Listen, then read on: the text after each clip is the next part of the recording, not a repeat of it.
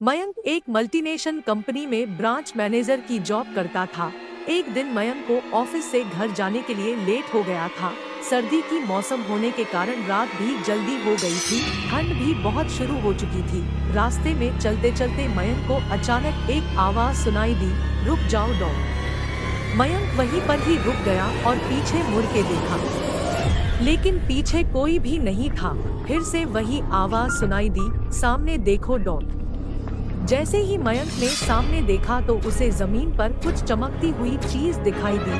मयंक दौड़ के उस चीज के पास गया और देखा तो यह कोई साधारण चीज नहीं थी बल्कि एक चमकता हुआ हीरा था। उसने वह हीरा अपने हाथ में लिया। उसकी चमक देखकर मयंक की खुशी का पार न रहा। लेकिन मयंक को कहाँ पता था यह कोई साधारण है या नहीं बल्कि एक मायावी हीरा है। अचानक उस हीरे में से आवाज आई, अगर तुम्हें और हीरे चाहिए तो इस जमीन को खोदो, इस जमीन के नीचे बहुत सारे हीरे हैं। मयंक खुश हो गया। उसने उस हीरे को अपनी जेब में डाला और जमीन खोदना शुरू किया।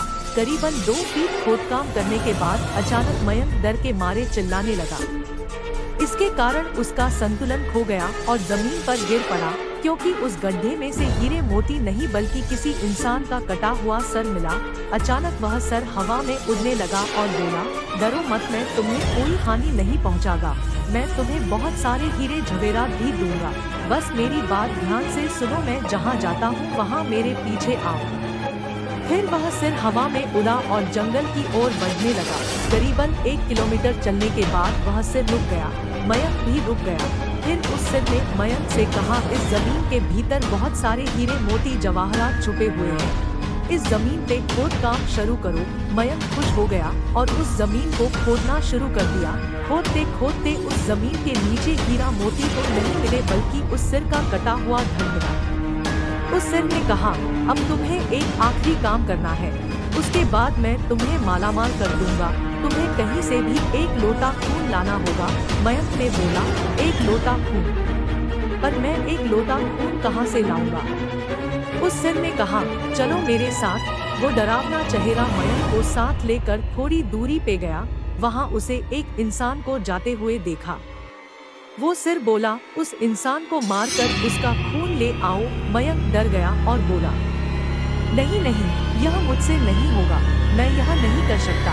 अगर तुमने यह काम नहीं किया तो मैं तुझे बहुत बड़ी मुसीबत में डाल दूंगा। फिर तुम्हारी पूरी जिंदगी नर्क बन जाएगी। मयंक ने हाथ जोड़कर उसे कहा, मुझे माफ कर दो। अगर मैंने उसे मार तो मुझे पुलिस गिरफ्तार कर देगी और मुझे जेल जाना पड़ेगा। उस सिर ने अपने तंत्र मंत्र की शक्ति से एक छुरी और लोटा प्रकट किया और गुस्से से बोला, अगर तुम मेरा यह काम नहीं करोगे तो मैं तुम्हारे पूरे परिवार को मौत के घाट उतार दूंगा। मयंक ने मजबूरी में आकर उस आदमी को मार डाला और उसका खून लेकर उस सिर के पास गया। वो सिर खून को देखकर बहुत खुश हुआ और बोला, यह खून मेरे शरीर पे डाल दे। उस सिर के कहने पर मयंक ने खून को उसके शरीर पे डाल दिया। फिर कुछ ही देर में वो कटा हुआ सिर उस शरीर पे जुड़ गया। यह सब देखकर मयंक की हालत अब खराब होने लगी। वो उस भूत को देखकर काफी डर गया। जैसे ही वो भूत जिंदा हुआ तो जोर जोर से हंसने लगा और डरावनी आवाज में बोला, तुमने बहुत बड़ी गलती कर दी कि तुम्हें मुझे फिर से जिंदा कर दिया। अब मैं सिर्फ तुम्हें ही नहीं बल्कि इस पूरे शहर को मौत के घाट उतार दूंगा। डर के मारे मयंक के मुंह से आवाज भी नहीं निकल रही थी। वो अपने जान बचाने के लिए वहां से दौड़ा, लेकिन उस भूत ने छलांग लगाकर मयंक को जमीन पे गिरा दिया और बोला, मुझे बहुत भूख लगी है, अब मैं तुम्हारा मांस खाऊंगा। जैसे ही उस भूत ने मांस खाने के लिए आगे बढ़ा कि तुरंत ही उसका सिर धड़ से अलग हो गया। मयंक समझ नहीं पाया कि आखिर यह चमत्कार हुआ कैसे। जब मयंक ने पीछे मुड़कर देखा तो एक अघोरी बाबा खड़े थे।